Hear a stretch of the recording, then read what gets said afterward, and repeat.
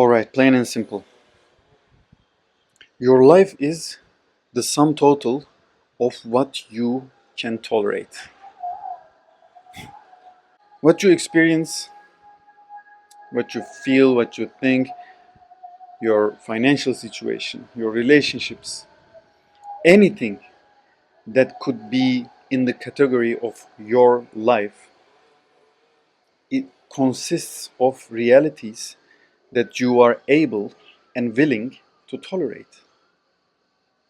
Some place, some part of you is okay, is in acceptance with the fact that you're broke or you're not where you want to be financially. And when I say where you want to be, there is a deeper truth in that, because what you say you want is not what you're frankly desirous of. Because the truth is, this life that I'm living right now is as such because I accept it. I accept this state of my life, this state of affairs, my business, my relationships, where I'm living, the culture, the community that I'm in. This is what I'm accepting moment by moment. Because when I look back, when I look at the real changes that I had to make in my life and really made, wherever I really acted and changed something, it is because that I no longer could tolerate the status quo. So whenever I acted, for example, to study for my exams and got like really good grades and was able to put myself into college and put myself into financial conditions that could support me living with myself, like by myself alone. I mean, having a space for myself, getting to do different things, getting to experience different kind of like adventures. All of those came because I could not tolerate otherwise. So they didn't come, anything that you think of, any success story, just clearly look at it. They did not come because you wanted to be better, because you wanted to live in a better place, because you wanted a better salary, because you wanted a different kind of lifestyle, a different partner. You did not do them because you wanted to be better. But the real reason, the truth is that you could not, no longer could tolerate the current state of affairs. So positive motivation is much less effective than negative motivation. The truth stated simply is that some part of you accepts what you are right now, how you live, how you react.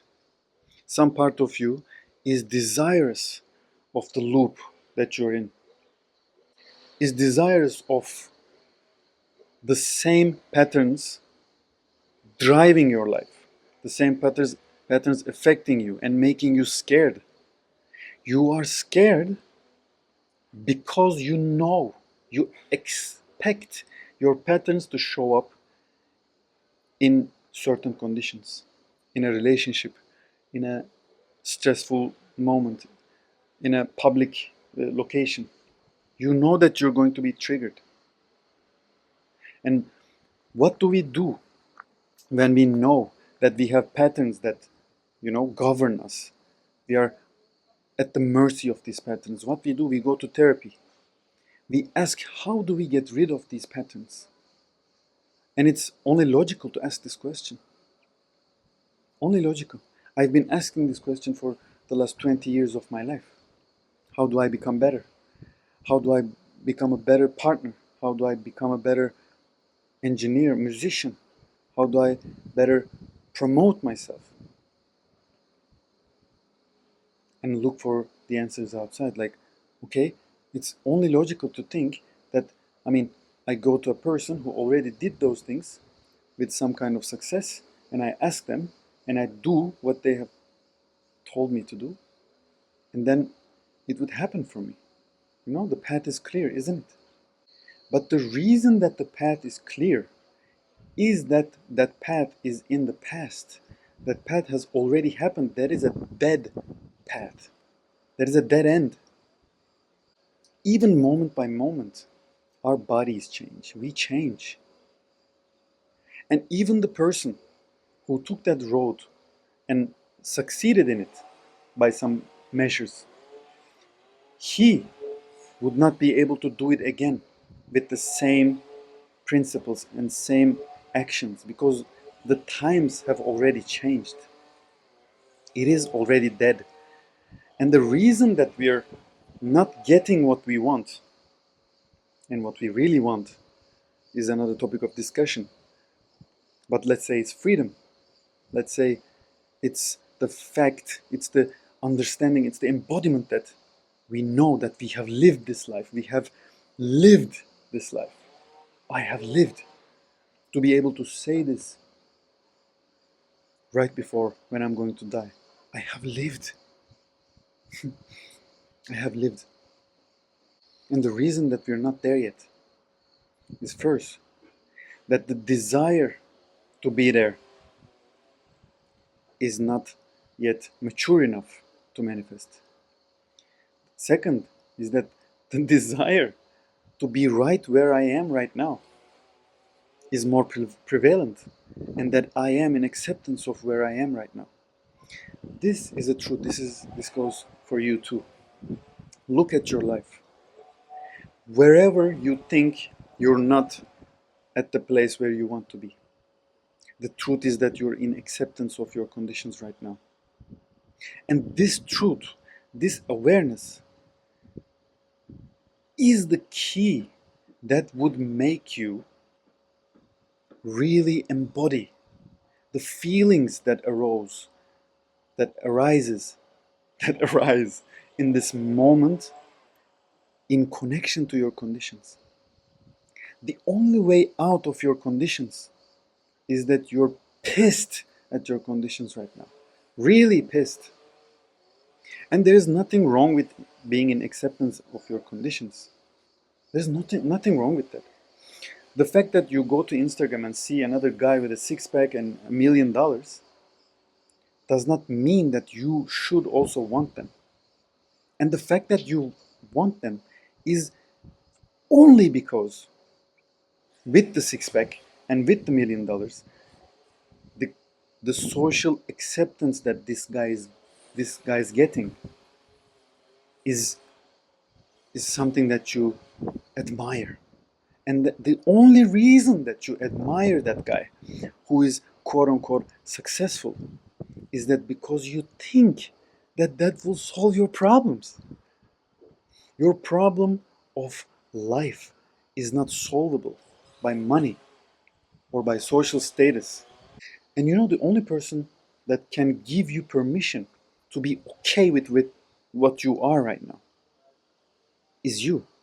So no other message from any other person that is saying like you're okay the way you are is going to work.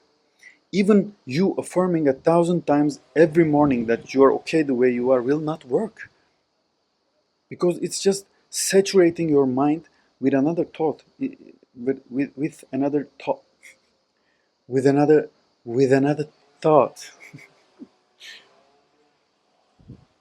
And saturating your mind does not make you free. That means that you're still working on the category of the mind. It can give you some relief.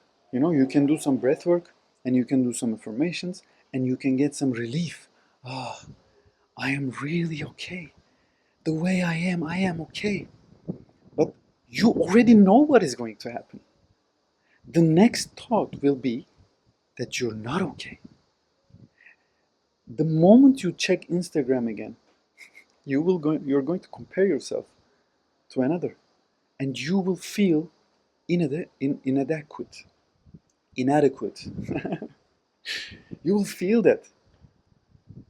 Do you really believe that the solution is on the level of your mind?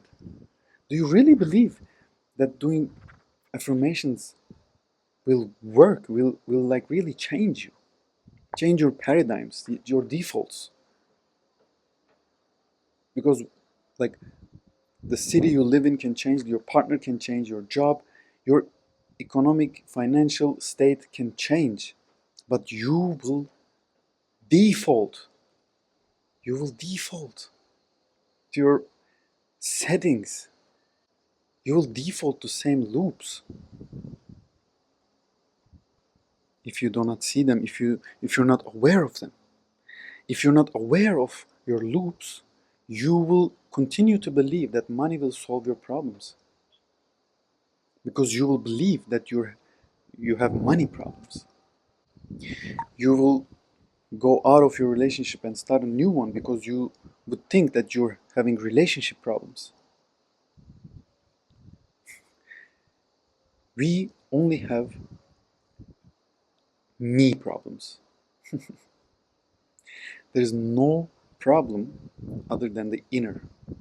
Whatever conflict you're having right now, whatever contradictions, whatever problems you're having in the outside is only dependent on your own paradigms. And the truth, the key out of those problems is not outside. Nobody can really know what your problem is. There is no chance that you can tell. You can only feel yourself into the problem. You can only intuitively, almost mystically understand what it is. You almost like wait for it to happen to you. And for that to happen, we need to be in a state of pure awareness. This is my loop. This is my loop, and this is my vision. And this vision, I don't know how to go there. And if I lose that not knowing, I'm already fucked. I'm doomed. That means somebody else or my mind is telling me how to go there. But the mind is the past, and the other persons, the society, the culture is all past. But life is only happening in this moment. And life is in expectance of more life. Life is almost expecting us to become aware that we're alive. We're a part of it. It is not a small thing that you start to get more money from a job, or you start a business, or you really take some time to go to therapy and like change your reactions and work on your relationships. These are not small things, but these things do not happen by way of how to's, by way of methods. Even if it looks like that, even if you go to therapy for like a year or so, and then you think to yourself like, oh my god, therapy has like helped me so much, now I'm completely a different person. Or breath work, like men's work, helped me so much. I'm not bashing on those. I'm not saying that they didn't work for you. I'm not saying that. But the reason that there was a real change in you is only because you started not tolerating your current self and your current life. And even if you looked outside and you are in belief that you find your method, okay, this is my thing now, I'm going to do this. The method did not make you do that. It is only you, something inside you, that become intolerant of something that you are right now. And that made you do things. Even if it seems like you're following a method, that does not mean it is the method that is doing it. It is only you that is ready, that is really in acceptance and really in like awareness of the next stage that it happened. In today's world, there is a there is like an abundance of how-tos. So whatever real change you made is like, there's a very high chance that it looks like you follow the prescription, you follow the how-to, and that made you change. I'm saying that you made the change despite the fact that you were following something, because you were open to life, because you're open to improvisation, because you were open to what you do not know yet. Any how to that is promising you that you will be somewhere is dependent on the fact that the path is known, the future is known, it is already past. Any how to, any clear path undermines the complexity of life. And in the complexity of life, there is the adventure of yourself, the adventure of the unknown, only in the improvisation, only in the complexity, only in the unknown, that you are able to become aware of yourself, this unique piece of life that life is like lucky to have. And every how to, every permission that you ask is a is an act of disrespect to that, disrespecting the complexity of life, the complexity that holds all the gold, all the gold that needs from you your ultimate best. And by ultimate best, I mean a relaxation into it, not a force. I am positive that we can extrapolate this to anything and everything in life. This is my experience. This is the truth. You cannot how to yourself into life. You cannot how to yourself into knowing yourself. And ultimately, what you want, even right now, the biggest desire in your life um, can be repeating that loop. But the ultimate desire that we all have is freedom, is the ultimate expression of who we are, the ultimate realization of who we are.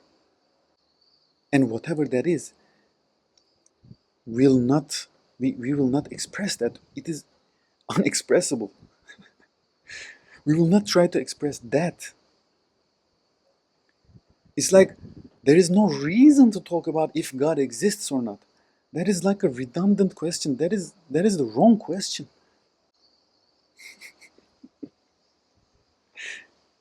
Like, does it have any effect on your life that there is a God or not? Like, it would have an effect if God showed up and told you, you know? That would have an effect on me. Okay, I accept that. But if we are going to stay in this physical realm, and there was a proof that there was God, but there will be nothing different. What effect? What the fuck does it change? It doesn't even change if you're a believer or not, because it is it is the definition of belief. Like, if you think about it a little bit, let's say you're a Christian, okay, or a Muslim, or someone with a religious belief. Isn't the belief is stronger, or isn't the belief like more meaningful if you really do not have the fucking proof?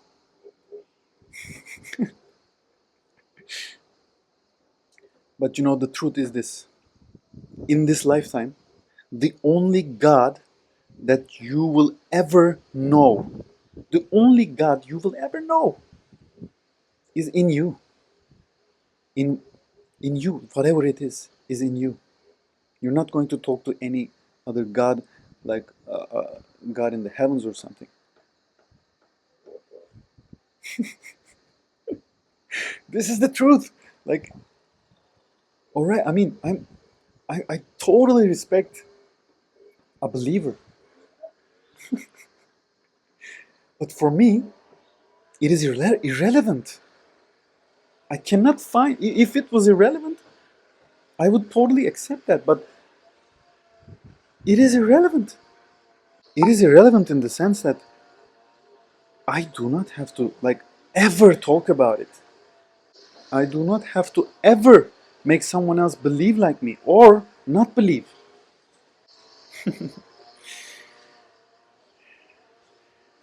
Yeah, let's say if this resonates, subscribe. It feels funny to ask someone to subscribe. Yeah, our lives are the sum total of what we are able to tolerate. And this is a fact. This is the truth.